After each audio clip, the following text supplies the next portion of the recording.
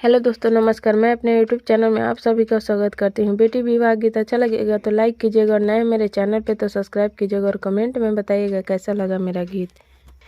पानामा अइसन तुहु पातर ए बेटी हो, फुलावा अइसन सुकवार। पानामा अइसन तुहु पातर ए बेटी हो, फुलावा अइसन सुकवार। कहतु त ए बेटी छत्र छवैती हो, कहतु त सुरुजयलोप,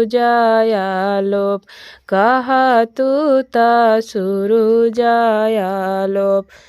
काहे लागि ए पापा छत्र छवैबहो, काहे लागि सुरुजयलोप, काहे लागि सुरुजयलोप। आजु त बानी पापा रौरी मरौआ हो, काल्हु सुन्दर बर के साथ।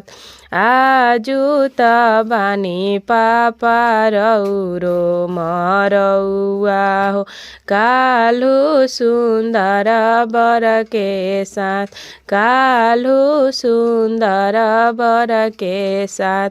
खोरवन खोरवन बेटी के दूधवा पियवनी हो, दहिया खियौनी छालीदार। खोरवन खोरवन बेटी के दूधवा पियवनी हो, दहिया खियौनी छालीदार।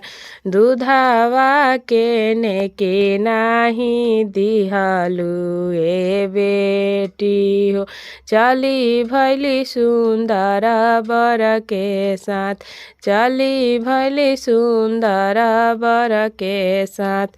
दूधवा के नेकी तोहरो दीहे सुन्दर भैया, जे भैया दल के सिंगार, जे भैया दल के सिंगार।